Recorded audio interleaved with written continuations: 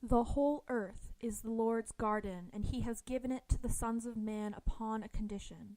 Increase and multiply, replenish the earth and subdue it. Why then should we stay here striving for places to live, and meanwhile allow a whole continent to lie empty and unimproved? Before them lay a hideous and desolate wilderness, full of wild beasts and wild men. What could now sustain them but the Spirit of God and his grace? The sun is a type of Christ. His setting is a type of his death.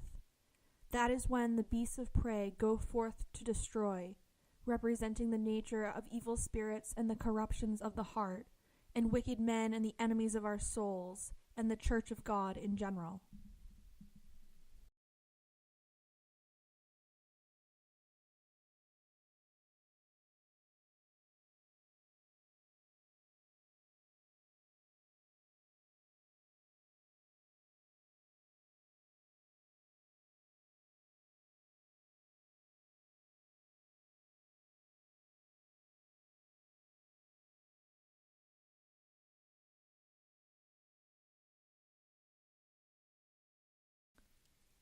The foregoing generations beheld God and nature face to face. But why should not we also enjoy an original relation to the universe? Philosophically considered, the universe is composed of nature and the soul. All that is separate from us must be ranked under this name, nature. Build, therefore, your own world, the kingdom of man over nature.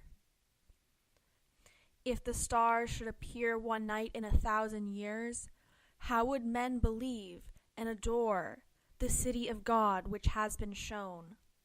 In the same pleasant plan, whales are storehouses for oil for us, to help out the stars in lighting our dark ways.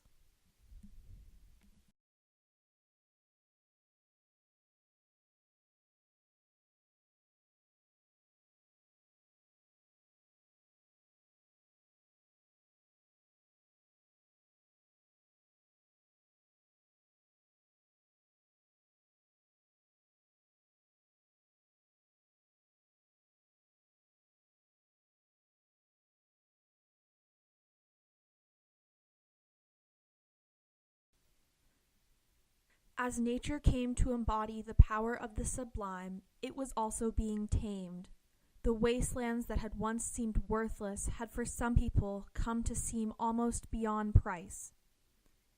In the midst of a gentle rain, I was suddenly sensible of such sweet and beneficent society in nature, in the very pattering of the drops, and in every sound and sight around my house an infinite and unaccountable friendliness, all at once like an atmosphere sustaining me. Every little pine needle expanded and swelled with sympathy and befriended me in my solitude. Our job now is learning to honor the wild, learning to remember and acknowledge the autonomy of the other, means striving for critical self-consciousness in all of our actions. It means sustainability for things other than humans. It means never imagining that we can flee into a mythical wilderness to escape history and the obligation to take responsibility for our own actions that history inescapably entails.